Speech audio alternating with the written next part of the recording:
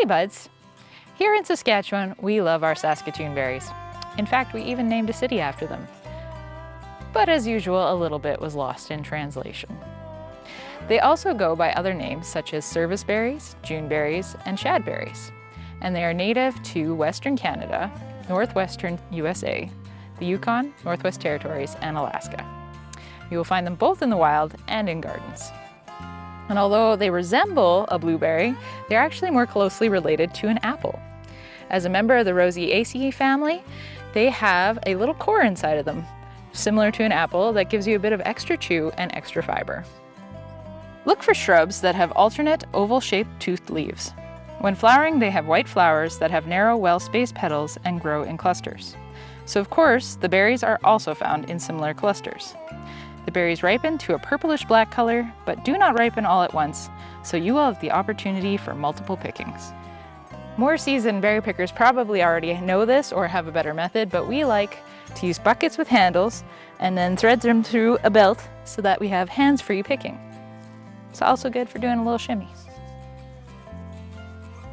Although their PR team isn't quite as stellar, Saskatoons actually outshine blueberries in fiber, potassium, iron, and magnesium. And berries of all kinds are rich in antioxidants, which are substances that can help fight cell damage.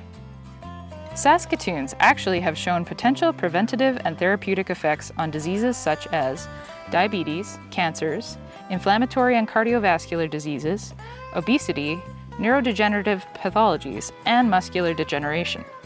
But as always, more research is needed.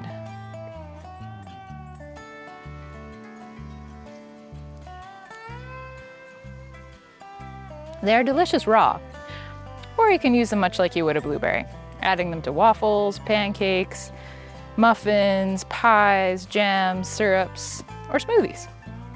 But today, let's add them to an awesome breakfast recipe that I love from lentils.org. Wait a minute now, what's a lentil? Okay, let's break it down. Lentils are a type of legume. The legume family consists of plants that produce a pod with seeds inside, and they are also known for helping the soil where they are planted. But we can go a step further because lentils are also considered a pulse. Pulses are the dried edible seeds of plants in the legume family and includes things like chickpeas, dried beans, and dried peas. Fun fact, Canada is the world's leading producer and exporter of lentils. The province of Saskatchewan, which I live in, produces 95% of Canada's lentils. Known for their high levels of protein and fiber while being low in fat, lentils bring a lot to the table. Dietitian fact. Most dietitians have a bit of a love affair with pulses like lentils. I even have a silver-plated one that I wear as jewelry. Dietitians also would love it if more people ate pulses because they are just darn good for you. This recipe uses split red lentils. Red lentils are much smaller and milder in flavor than other varieties, so they are a great place to start if you are new to lentils. They lack a skin, so when cooked, the texture and shape break down into a creamy consistency. You won't notice them, but they will add extra fiber and protein to your dish. Why make more dirty dishes when you don't need to? I prefer to just simply mix everything up right in the dish. So let's mix together 1.5 cups of rolled oats, a 1/4 cup of red lentils, 1 teaspoon of baking powder, 1 teaspoon of cinnamon, and a 1/4 teaspoon of salt. Just give them a little mix.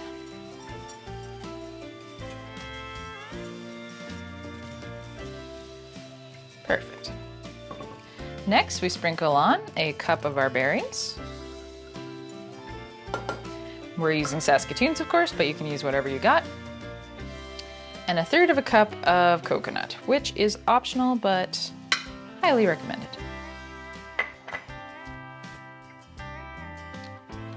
All right, so in a measuring cup, we are going to mix our wet ingredients, starting with 2 cups of milk, then adding in a 1/3 cup of maple syrup.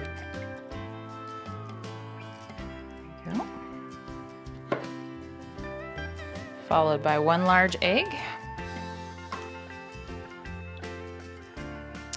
And then we're gonna add in 2 tablespoons of melted butter that has been melted and slightly cooled. We don't want it too hot, so I'm gonna add in my 2 teaspoons of vanilla as well, just to cool it down a little bit. It's not a big problem if you pour it in too hot, but you may end up with some cooked eggs, which is not the end of the world, but it's not what we're going for.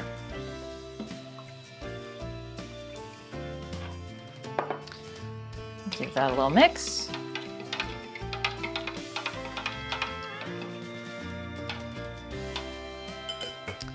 And then we simply pour our wet ingredients over our dry ones.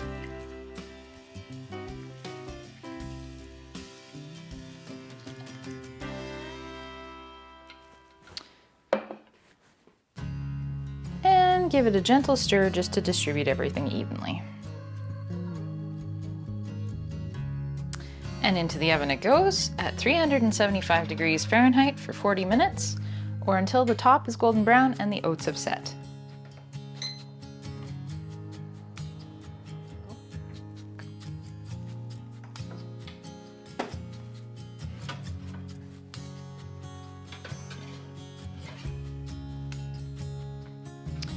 Serve warm with your favorite toppings, and the leftovers reheat beautifully.